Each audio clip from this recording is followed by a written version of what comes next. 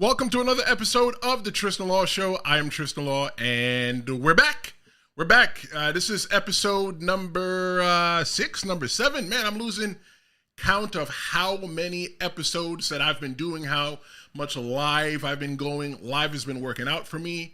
A lot of people are interested in me talking about pro wrestling, so I appreciate that. Right now, I have 51 followers, 51 subscribers on YouTube. And if you are watching this right now, I just want you to hit the subscribe button from the start. Just hit boom, subscribe to me so we can get to 100. And once we get to 100, we'll move the goalpost and then we'll go from there. But I need 49 more subscribers because I want to get to 100 subscribers. 100. I'm not asking for much. I'm only asking for 49 people.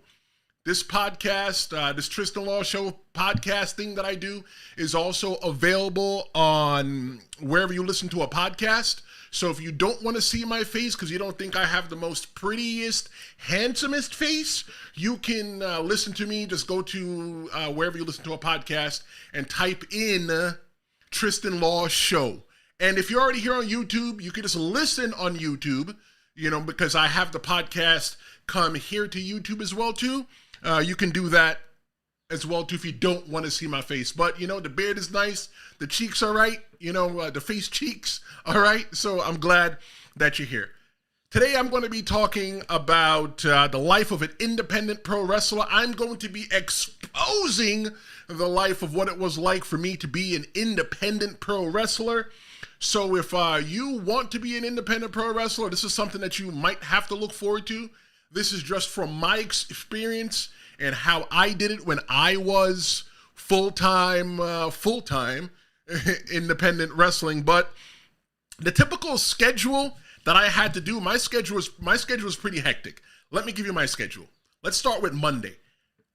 Monday, I would go to wrestling school, right? I would go to, I would go to ECPW, right? I would go there and I would go to train on Monday. And then on Monday night, I would go home and I would have to watch wrestling. Actually, let me start even earlier than that.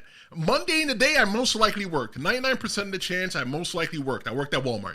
And then after that, I would go to the pro wrestling school right from work. I would go to the pro wrestling school. After that, I would come home and then I would watch wrestling, right?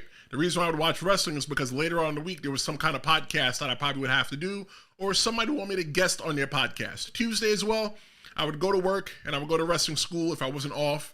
Wednesday, it's probably off Tuesday, Wednesday. Wednesday, there was no wrestling school, but I would always, that's what the day I would use to edit or put together my podcast, my previous episodes, the previous seasons of my podcast. I would do it on Wednesday so it could be ready for the following Wednesday. Wink, wink. I always kept things in the can. And then Thursdays, I would go back to wrestling school and work during the day. Fridays would be the beginning of the long day. I would wake up early, go to work. After work, I would go to wrestle. After wrestling, I would come home, and then I would come home, wake up the next day, go to work, wrestle again, and Sunday would kind of be like my break day. I don't understand how I had any time for family or anybody else. I had met with my personal trainer, working out. Like, I was just a really busy guy. At one time, I had probably like 12 jobs at one time. So if you ask me, maybe people would say, oh yeah, you're really Jamaican. Yeah, I guess so. I had 12 jobs at one time. It might be 12. Let me count them out for you. I was a pro wrestler. I was a real estate salesperson.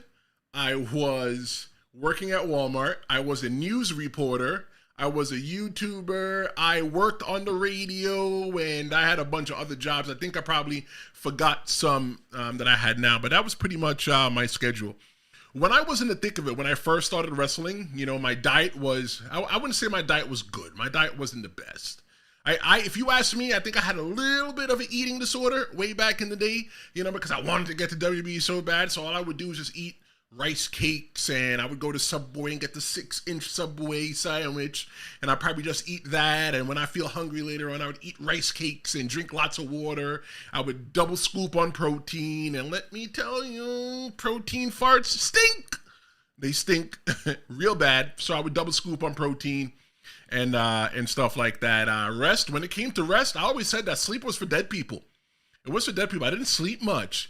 There'd be times when I'd be driving back home from a wrestling show that I would have to pull over to the side of the road just to sleep. There'd be times I would leave the house at 8 a.m. saying that I'm going to work and I wouldn't be back to my house or halfway to my house till maybe 3 in the morning. And then I would pull over, sleep, the sun would come up and I would go home, finish sleep for a little bit, for maybe another hour or two, and get ready to go to work and do it all again. It was strenuous. It was a part of the job, if you ask me. You know, this is just from my experience. Other independent wrestlers probably do it differently or have done it differently than I did. But balancing pro wrestling and family with other responsibilities, it was tough.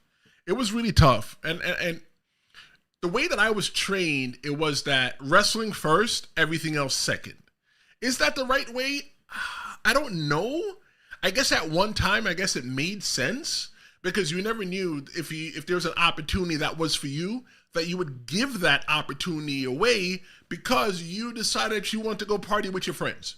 There was a long time that I didn't do any kind of partying. I didn't drink. I didn't do any of that.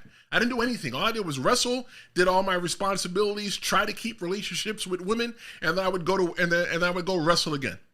So to me, trying to balance my life and stuff like that with pro wrestling, it was difficult, right? And it's something I did by choice because I was an independent wrestler. I wasn't signed to the WWE or AEW or anybody like that to where I had to be out on the road, but I wanted to be out on the road. Some of the mental and physical preparations that I would have to do for matches, definitely going to the wrestling school. Definitely got to go to the wrestling school. You know, for me, I always saw the wrestling school as the scientist lab. And what I would do in the scientist lab is that I would practice everything that I wanted to practice so that when I got to the show on the weekend, it looked right? So for me, I always tell up-and-coming pro wrestlers that you don't practice on a live show where people pay money.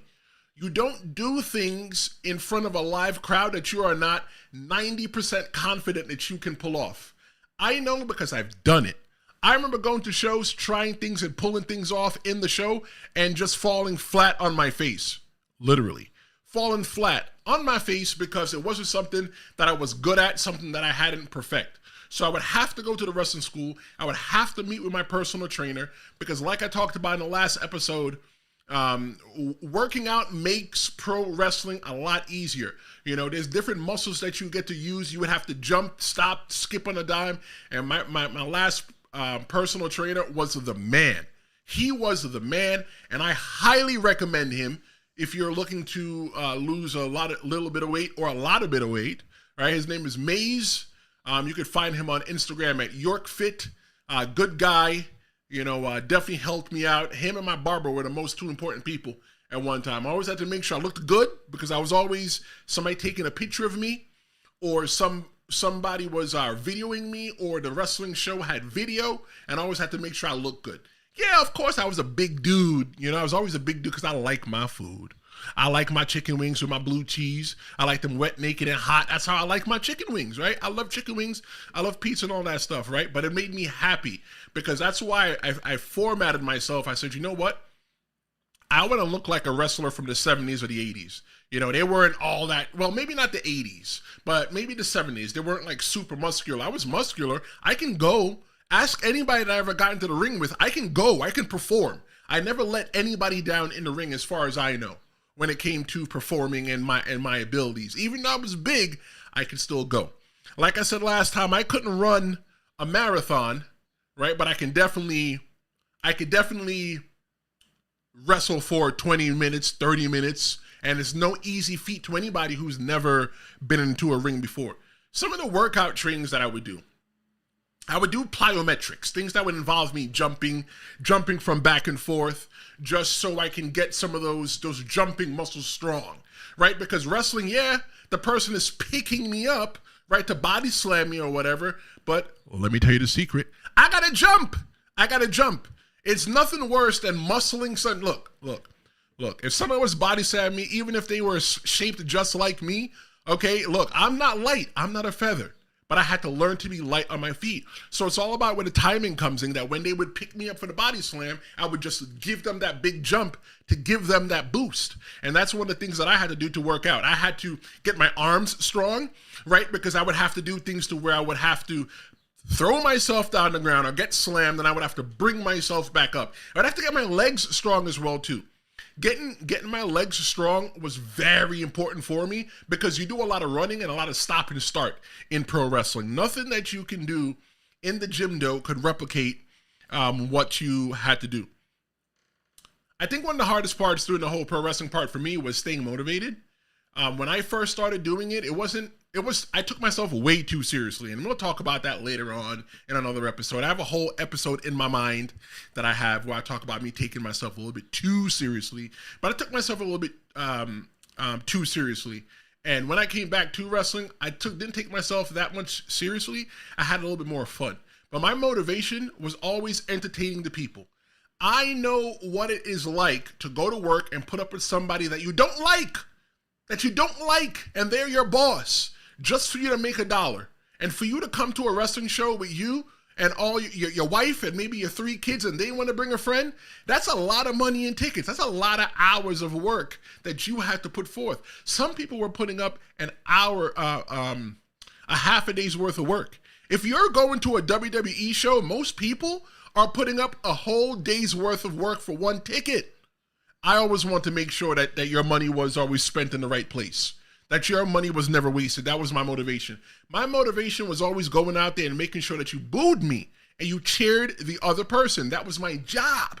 I was the heel. I was the rudo, as they would say in Mexico. It was very important for me to be booed by you. It's very important for you to dislike me. And you know what? I always took pride in wanting somebody to slash my tires. Nobody never slashed my tires, which is, I'm good.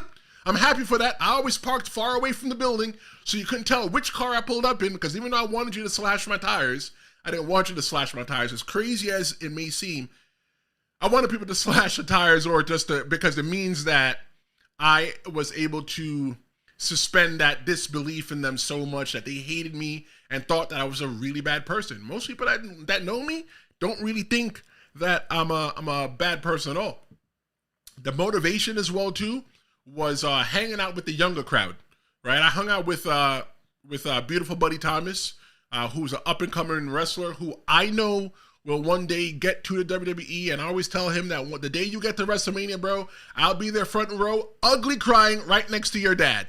Me and your dad will be sitting there, well, maybe not your dad, but I'll be sitting there ugly crying at WrestleMania because I remember when you came to me and said, I want to be a wrestler. And I was like, okay, kid, no problem. And look at you now. You're doing good, kid. And you were my motivation for me to go pick you up and drive you to the school, and you invigorated me. The importance of continuously learning new moves though while you're in the wrestling business is because you don't want to grow stale, right? For me, I always recommend, I never watched anything that was happening live and took moves from there. What I would do is I would watch old stuff. So I'd be watching things from the 90s. I'd be watching things from the 80s and seeing how they did things and putting a new spin on that. And it was important for me because it kept myself, with a lot of tools in my tool bag, for the lack of a better term. But one of the things for me is that you don't need a lot of moves. Surprise. A lot of people used to hate John Cena because John Cena only had the 5 moves of doom, right? And you only really need to go out there and just play your hits, especially if you're well known. And I would go out there and I would my matches pretty much consisted of body slams, throwing people, using this big old noggin that my mother gave me or my father gave me. I don't know who had the bigger head, but I would use my head. I would punch, I would stomp. I was really pretty basic. And the kind of people that I loved wrestling were smaller people because I always felt that I'd be a good base, because they like to flip and I like to catch them and I have no problem taking a bump from them. I never forget the one time I wrestled this one wrestler, Junior Flow, right? He has a zombie gimmick and he wrestles for ECPW. And the guy did a flip or whatever on top of me and landed right back onto his feet. So like it's because of how I bumped and how I did things. But staying motivated through the tough training sessions. Pro wrestling training is not easy at all. It's hard. We would go to the pro wrestling school, let's say ECPW. That's the last one that I went to. That was my home that I went to after my original one. Well, my second pro wrestling school, BWO, closed. And we would have people that would come from the WWE because, believe it or not, a lot of people have come through the doors of East Coast Pro Wrestling. A lot of people. A lot. People that you wouldn't even imagine have come through those doors. Nunzio. I could just sit here and name names forever, but that's not the point. A lot of people have come through those ECPW doors, and they would come through to the school, and they would help us with drills and different things like that.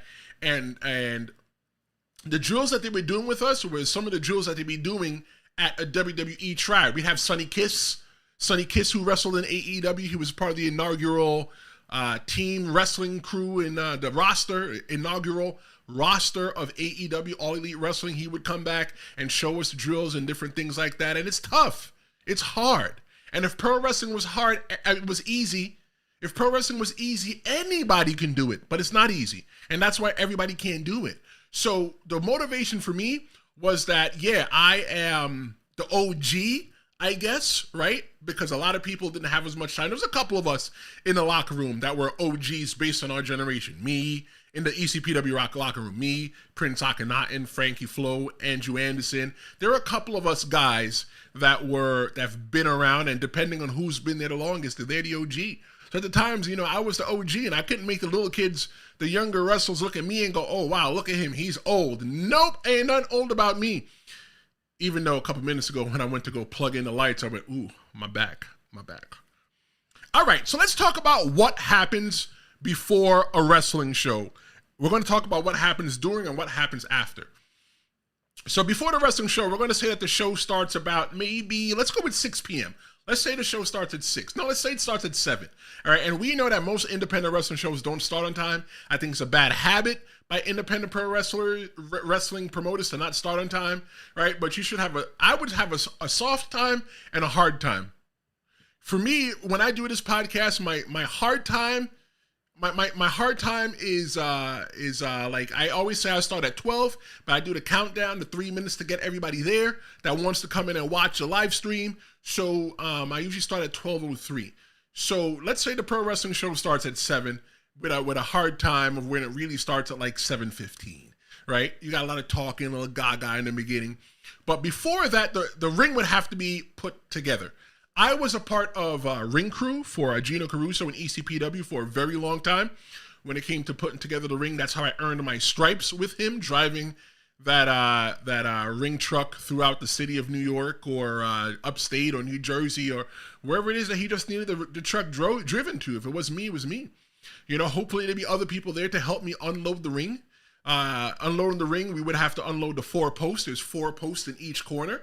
And then you would put there's these large buckets that go into like little hooks on the side of the ring post. Each end is 2 on each side, so you would put 1 here, 1 there, and 1 on the far end. And then after that, you would have to load the wood onto the ring. After the wood, then you would put padding, because nobody wants to bump on wood. And after the padding, you would put the canvas. After the canvas, you'd put on the ropes, you tighten the ropes, and the last thing you would put on is the apron, the one that says the name of the company on the side, and after that, you would probably just put the stairs if stairs were available. That's what we would do. We would get to the building. If I wasn't a part of the ring crew and I wasn't able to get out of work early, I know the show started at 7, I would try to get there like between 5 and 6, depending on how far I was coming from work, because remember, I still had a regular job that was a commitment as well, too, that I had to make.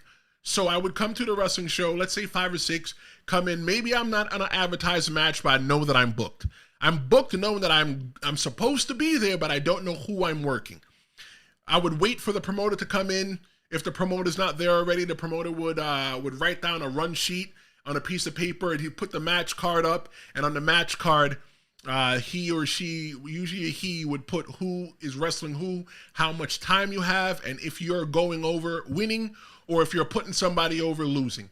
So one of the things is, okay, so you would wait, see who you're wrestling. You would go to the person, and then you would talk to them and say, hey, look, depending on who it is. If I was wrestling somebody that had time in the business, what I would do is I would let them dictate the match. Instead of me coming out there as the young boy telling them what I was going to do, I would go out there and let them tell me what they wanted to do. And hopefully they would take my suggestions if they would ask me. But if they didn't ask for any suggestions, I always say things like, hey, I have this headbutt thing that I do. I would like to get that headbutt in. Or, whatever it is that I used to like to get in, that's what I would get in the point of telling the story. Sometimes they would ask, hey, kid, what can you do? That's what I would ask somebody who was brand new. I said, hey, what can you do? When the roles were turned, I would actually ask the younger wrestlers, hey, what can you do? Because when I know what you can do, I know what kind of match I can put together for us to go out there. After the match is put together, let's say I'm not wrestling until like the middle of the card. So even though the show starts at 7:15, I probably won't be wrestling until 8. So now it's like 5:30, right? We already put together the basis of our match. Now we separate, right? We separate. You go sit in your corner with your friends if that person's not in your circle. You get dressed. You BS. For some people, and never me, for some people, backstage at a wrestling event was a party for them. That's when they smoked weed or did other drugs, or some people would drink. And for me, I was never in the business of doing that because I always treated pro wrestling as work. It was always work for me, right? Work first, play later. If I was going to have a beer, because remember, I always had to drive, right? And I don't play with my driver's license at all. If I was going to have a beer, one singular beer, it would be right after my match. Give me enough time to cool down, relax. I would drink some water and I would go. Okay, and I would go about my business, but never doing it. Some people play cards. We used to play Uno. Some people play video games. I've been to places where they played video games. Or some people just sit around, they talk and they BS, and they talk about, hey, brother, what show you working this weekend? I'm not booked. Can I ride with you? With you as a big networking thing. If you're one of the persons that are walking into the locker room, this is pro wrestling etiquette. Listen to this. If you're one of the persons walking into the locker room, and everybody else is already there, you come in and you shake every single person's hand, okay? Nobody doesn't go without getting a handshake, especially if you're on the show, you call yourself a wrestler, you shake everybody's hand. Some people get hugs, some people are more bros than others, but you're always professional, you're always doing business. The first thing in pro wrestling is pro. Pro is short for professional. You'd walk in, you shake everybody's hand. Hey, brother, how's it going? Good to see you. If I know who you are or I follow you on Facebook or Instagram, hey, how's the kids? How's the this? How's the that? Or if somebody who I haven't seen in a while, hey, look, man, it's really glad to see your face. I'm glad that you're here. Those are messages that I would tell towards people. So now everybody else is going through their match and stuff like that, and then now it's your turn. So what I like to do, because I love wrestling, is that I would watch at least a couple of the matches before me. If I wasn't first. The first match, there's 3 places I always want to be on a wrestling show. 3. The main event, obviously. The first match, or the match, 4. The match before intermission, or the match after intermission. If you've never been to an indie show, independent pro wrestling show, the intermission is the break in the middle of the wrestling show to give everybody a break, stretch your feet, go buy popcorn. You're not missing anything if you go walk around, go smoke, go talk on the phone, whatever. Let me tell you why. I like to be in the beginning, the first match, or the match before. I want to be in the first match because I set the tone for the entire night. I was the first chapter of the story for the night. Okay. I like to be also the match before intermission because I am the last sentence in the chapter in that part for the day. Okay, so when you go to intermission, you go, damn, that first semi-main event was good. I wonder what else the show has to offer. Boom, that's where it comes in the first match after intermission. I like it for the same exact reason that I like being first. I am the first match after the action stops. And main event, I love being in the main event because I was the one that sent everybody home happy or sad because I was the heel. And if I won, I sent a lot of people home sad. I never forget wrestling a main event with a guy. And the guy told me that, I just want to go out there. We just want to do 5 minutes. I was like, 5 minutes? Everybody waited all day for us. And we're going to go out there and just wait 5 minutes? We were the 2 biggest heads on the poster, mine being bigger. And you want to go out there and only do 5 minutes? disappointing. I didn't have any time on the job, so I couldn't really like, dispute that. But we went out there, we did our 5 minutes, but when I went out there to do the main event, I gave you one hell of a main event. So let's say I'm not first, I would be, let's say I would do the third match. I would go out and I would watch the matches. The reason why I would watch the matches is because you don't want to go out and be giving the people that paid their hard-earned money the same exact show, right? If they seen a power bomb to end the first 2 matches because those people obviously didn't watch the matches before them, right? I don't want to go out there and be the other person that gives you another power bomb or another super kick to, transition into the match. Or I don't want to be another match to where, we start fighting in the crowd, where every match started fighting in the crowd. That's not something that I was ever really interested in. I was more interested in being different, being unique on the show. The match would go on. We would wait right before the show goes on. Before the match goes on, we'd go out and we'd run over the match again, see if there's anything that we want to change, any ideas that you want to do and stuff like that. And then we'd wait our turn. There was one time I had a blindfold match with a guy named Orlok. That's his wrestling name. He was a vampire dude, and we had a blindfold match. And I always said that was the best match he and I ever had together. I didn't know how the hell I was going to do a blindfold match, but what I did was, during that time when we were talking about the match, I said, give me a second. I sat in the corner and I watched a blindfold match on YouTube just to have an idea of what to do. And I think I pretty much ripped off the whole entire match. And I think that was probably the best match. We had a really good reaction from the crowd. But either way, you go, you reconvene, see what you want to do. If anything's changed, you go it over, make sure everybody's on the same page. If there's anything you need to smarten, wrestling term, you need to smarten your referee up. Anything that you're doing that the referee needs to know, what you do is that you let them know at that point. And then you go out and you have your match. Usually the heel comes out first, so I would come out first. They would boo the hell out of me. I would get inside the ring. The babyface, I might cut a little promo, tell them the best thing that ever happened to them was for me to show up here today, and I'm glad that they found their teeth and they put on the cleanest, dirtiest T-shirt that they have. The babyface would come out, they would cheer them, we put on the match. The babyface would win. I would leave, and they would cheer. I would get on the mic and tell them that I'm never coming back here again, and they would cheer me because I said I was never coming back, and they hate me, and I would leave, and that'd be the match. After that, I think the hardest part about the match is the adrenaline dump. You're sitting there, you don't know if you're hurt or anything like that, or if you're banged up or anything like that, but that adrenaline dump, it's serious. It's serious. I would sit there. I always hated being the main event because the anxiety was so bad, but I always hated being the main event as well, too, because I would have to wait for the adrenaline to dump. I would have to sit there and just relax, drink water, talk about the match with the opponent. The promoter may want to come talk to you about the match. Somebody might saw the match, might want to give you an attaboy. One thing that I always did was I always had somebody watch my match so that they can come back and tell me how I did, just to give me some kind of feedback. But that's what I always did. And after the wrestling show, you'd always stay till the end. You'd help clean up, and we'd all go home together. Interacting with fans, I never interacted with fans really because I was always the heel. I never wanted people to be like, oh my God, he's such a nice guy. And that's happened before, so I never wanted that to happen. Interacting with the promoter, interacting with a promoter, depending on the level of comfort with them, some promoters were like my friends. I always saw Gino Caruso as a father figure. So yeah, I always saw him as a father figure, or different promoters. You saw him as your boss. You just kept it a straight business with them. They would let you know if they got you booked for anything else. They'd see, if you were available for another show.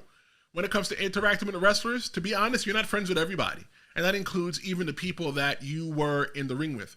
I know 100% there were pro wrestlers that didn't respect me. Why? Because I looked the way I looked, right? But I still worked. I still worked hard, right? I wasn't brolic or anything like that. I didn't look like I took wrestling seriously, but I took wrestling as seriously as I could in the parameters of my life, right? And a lot of wrestlers, I gained their respect by going inside the ring and doing the best with them, putting on the best matches for them.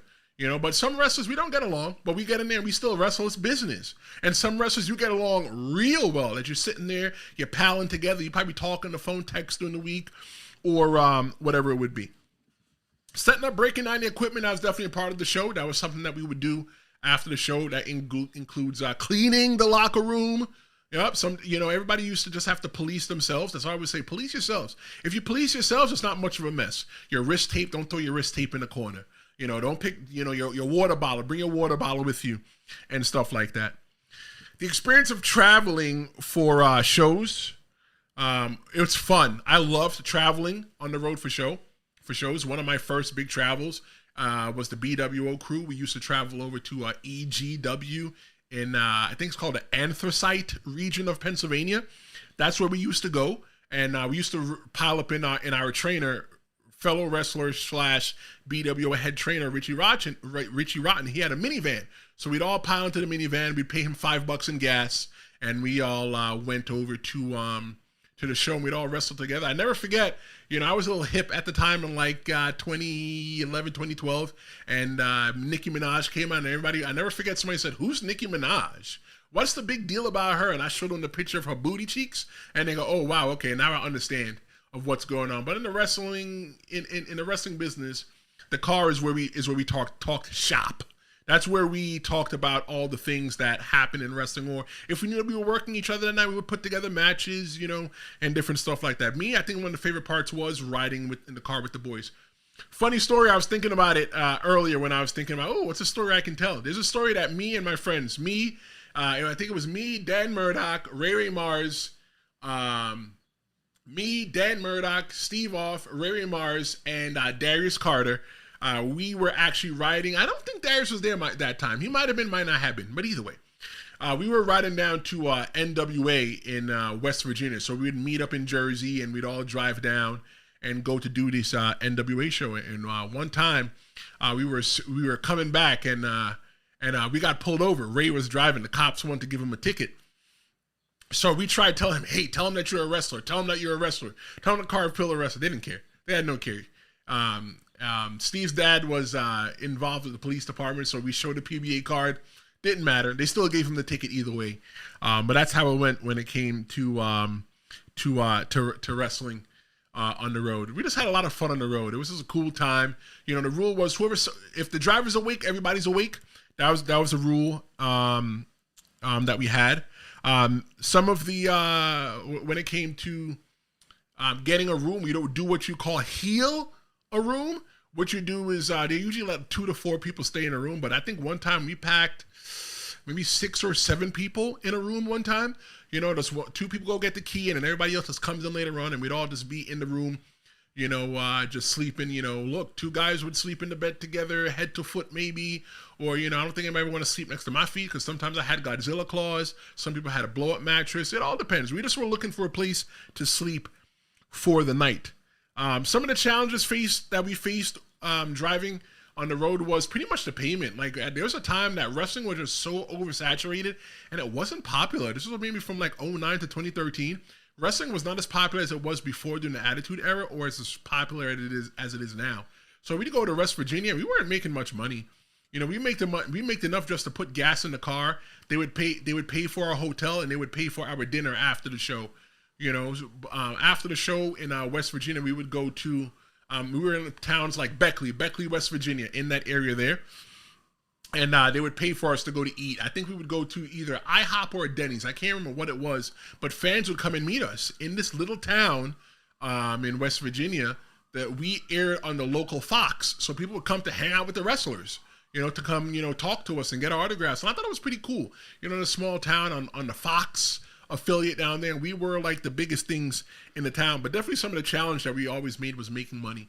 So what we'd always do, we'd just fill a car. If I was driving, which I always drove most of the time, I would just fill my car right before I pick up the first person, or right when we were getting ready to hit the road.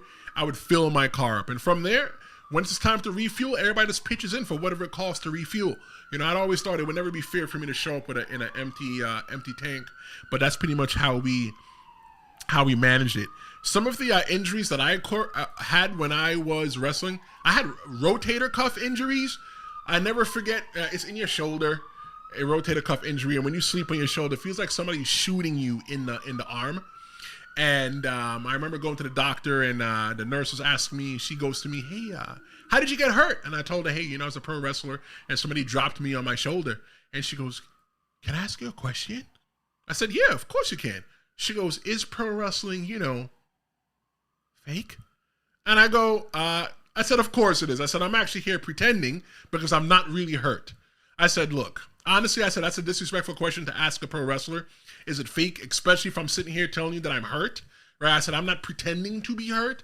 I said, there are things that we do that you couldn't do in normal life. I said, but we do it in very safe ways. I said, but I'm legit hurt. I've had knee problems. At the beginning of my last run, it was so bad that I couldn't walk upstairs.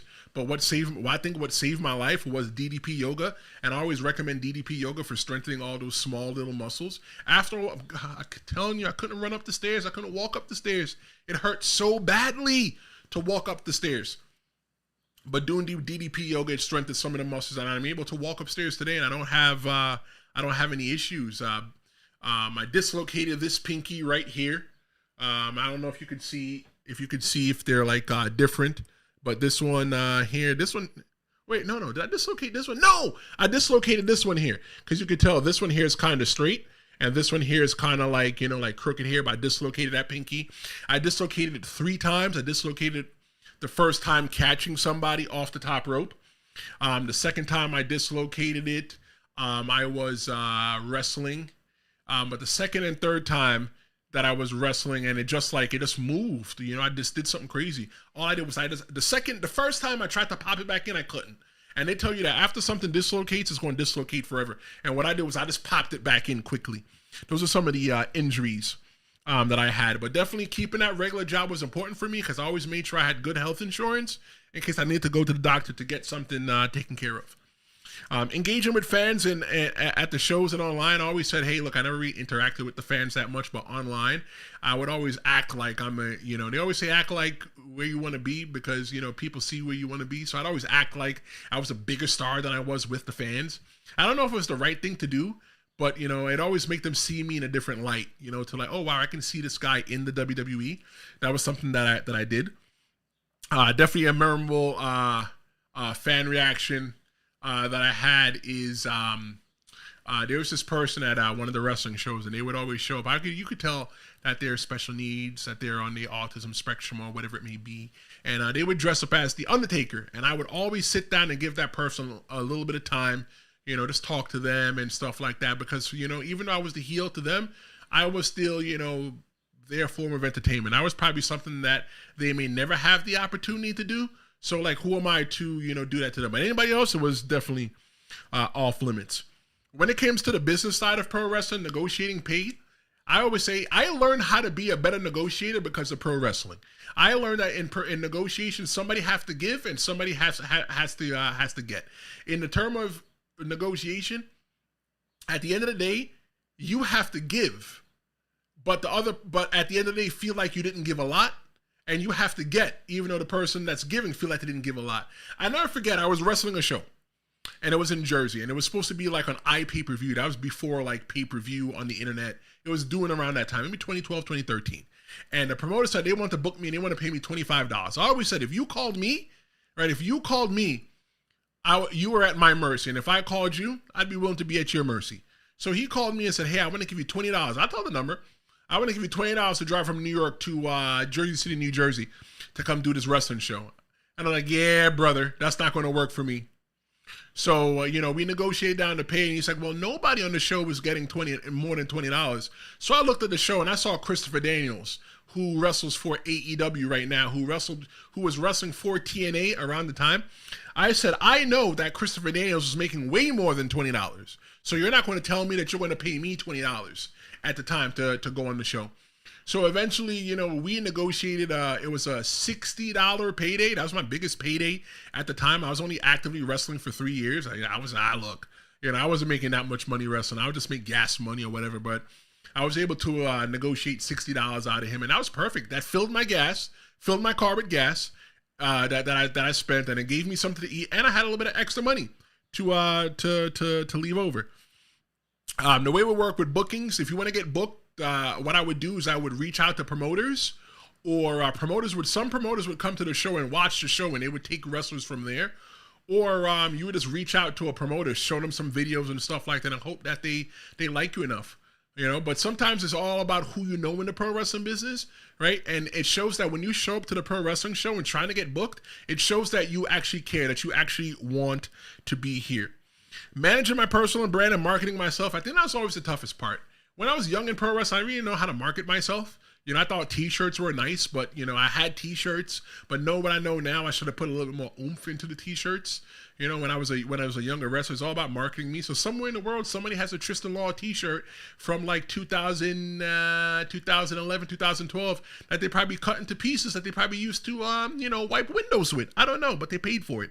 But managing my personal brand is something I definitely understand now, especially as far as it comes to the Tristen Law Show. No, Tristen Law is not my real name. People say, why don't you ever use your real name? I said, honestly, when you Google Tristen Law, you find stuff on the internet. When you Google my regular name, I guess as a regular person, I'm a nobody. I'm really a nobody as a regular person. So I've built equity behind the name Tristen Law. So that's my brand. And that's what I use. I use it for, you know, when I worked on the radio, I called myself Tristen Law. Because if you want to Google me, you could go, let me see what the hell this Tristen Law guy. Oh, he's a wrestler? He's a this, he's a that? When am I done? Google me. Google me. I never forget my friends letting me know that I was Googleable. My friend would show me a screenshot. Dude, you know you're on Google? And it's Google my name. I'm like, oh crap, I didn't know I was on Google. But yeah, I was on Google. Long-term career planning and transitioning out of wrestling, I knew 100% that I couldn't wrestle forever. I knew it was something that I wasn't going to be able to do. And what I started doing was looking more at the entertainment side. I started looking more at, you know, podcasting, being on the radio was something that I always wanted to do. And I always thank my mother because she gave me a face for radio, a face that nobody wants to really see. But hey, we're sitting here on this podcast now and you're looking at my face and maybe you like it or maybe you don't. Hey, it's up to you. But, you know, I always thought about getting into the radio, getting to the entertainment side. There's a time that doing my last run, I realized that, you know, they're not hiring many, you know, almost 40-something-year-olds to be pro wrestlers in the WWE. You know, you got to be something special. And then again, it comes to the whole confidence thing. Maybe I wasn't really anything special, but at almost 40 years old. So, you know, what I did was I focused on maybe I can get a behind the scenes job. You know, if I can get a job editing a podcast, hosting a podcast for the WWE, AEW, or somebody like that, I would have been okay. I would have been okay because, you know, I still get to be around the business that I love. Yeah, you know, I've worked at Walmart. Walmart was never my passion. I never had any other passion other than pro wrestling. You know, I learned to be a firefighter. I was a firefighter. I loved it. You know, was it a passion? Not as big as wrestling was. I can't get rid of wrestling. Me and wrestling have a very dysfunctional relationship to where I can't get rid of wrestling, and I don't think wrestling can get rid of me. You know, I enjoy sitting here talking about wrestling to you and talking about my previous career and what I plan to do in the future, you know, but now I'm a dad. That's something I want to transition to as well, too. I knew that I couldn't be a dad at 24 years old. Why? Because I was so busy running the country trying to be a pro wrestler. You know, I think that I'm at the perfect age now to be a dad because I don't have any interest to go far. You know, if I'm wrestling right now, I would wrestle maybe close to the New York, New Jersey, Pennsylvania, Connecticut area. That's where I would be interested in wrestling. But if WWE was paying me or AEW or TNA or somebody to host a podcast, or my professional job was hosting a pro wrestling podcast or editing or producing a pro wrestling podcast, you know what? I would definitely do a little bit of traveling for that because it's work. You know, it's not a second job like pro wrestling was. But yeah, that was my, that's what it's like exposing my life of being an independent pro wrestler. This is just from me. This is just from my recollection from how it was for me. If you have any questions, feel free to drop them in the chat. I answer to all the messages, whether they're good, bad, or ugly. You know, you can follow me on Threads at The Real Big Trish. I want to shout out my brother for consistently, I think my brother's a little producer because he's the one that keeps telling me episode ideas and things that I should do. And I run things by him. Why? Because he's not a wrestling fan. And he watches and he thoroughly enjoys this. And I encourage my brothers and my friends and family, and even you, if you're not a pro wrestling fan here and you stumbled upon here, or you're a hardcore pro wrestling fan, I appreciate you telling me, you know, your feedback. You know, I started putting chapters in the episode because of one of my friend Dave. He said, hey, why don't you put chapters? Because you talk about a lot of things that are interesting. Why don't you put chapters so somebody can go back later on and listen? So I put chapters on each episode so that people could listen. I appreciate him. I appreciate my brothers, and I appreciate you. I'll be back on Friday. Friday, we'll do another pro wrestling centric episode here on the Tristen Law Show. We're going to be talking about the evolution of video games in pro wrestling. Now that I said it, it's going to happen. I'm calling it Pixels to Power Bombs. You're going to be able to watch that here on Friday at noon. And if you're not able to watch it at Friday at noon, you could always watch any of my episodes on demand in the Season 3 folder here on YouTube. I appreciate you to listen to the Season 3. Just forget about the old past episodes. Like, I cringe to see the quality of what I did and what I'm doing now. But watch them. If you had a little bit of time, why not go through my whole entire thing? And if you're listening to this on the audio-only version podcast, you're late. You're late. Watch me live on YouTube. That's where I want you to be. Thanks so much for joining me. I'm Tristen Law, and I'm looking forward to being with you on Thursday. And thanks for watching. See you next time.